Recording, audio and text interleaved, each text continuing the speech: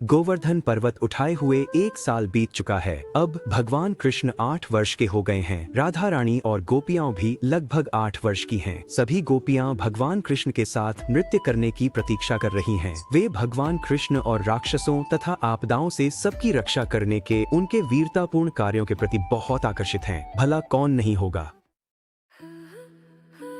मेरे मित्रों, इस जंगल में बाघ, भालू, सियार और भेड़िए जैसे खूंखार और हिंसक जानवर घूम रहे हैं। यहाँ रुकना बहुत ही खतरनाक साबित हो सकता है, इसलिए आप तुरंत यहाँ से वापस लौट जाएं। यदि आप मेरा सानिध्य चाहते हैं, तो भी कृपया व्यक्तिगत रूप से मुझसे मिलने की कोशिश बिल्कुल न करें।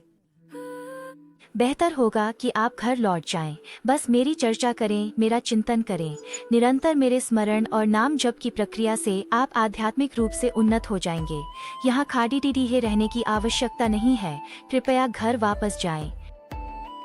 कृष्ण, हम पूर्ण रूप से शरणागत आत्माएं हैं। कृपया हमें स्वीकार करें। निस्संदेह आप परम पुरुषोत्तम भगवान हैं और आप जो चाहें कर सकते हैं, लेकिन हम सब कुछ पीछे छोड़कर केवल आपके चरण कमलों की शरण लेने के लिए आपके पास आए हैं।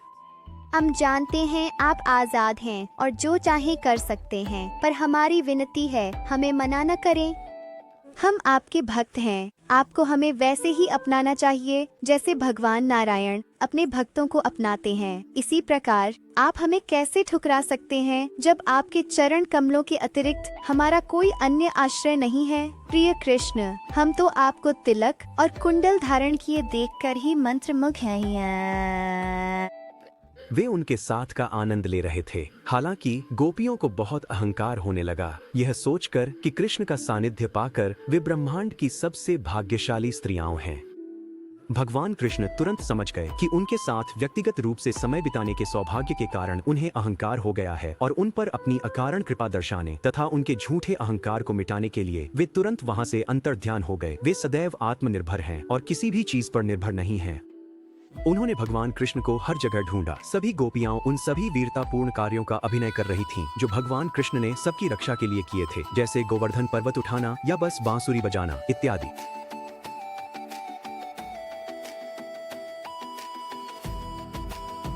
फिर उन्होंने गोपियों में शिरोमणि राधा रानी को देखा। वह भी भगवान कृष्ण को ढूंढ रही थीं। वे बस श्री कृष्ण की महिमा का गुणगान करने में मग्न हो गईं। फिर भगवान कृष्ण उनके सामने पुनः प्रकट हुए, जिसके बाद उन्होंने उनके साथ बहुत आनंद पूर्वक नृत्य किया।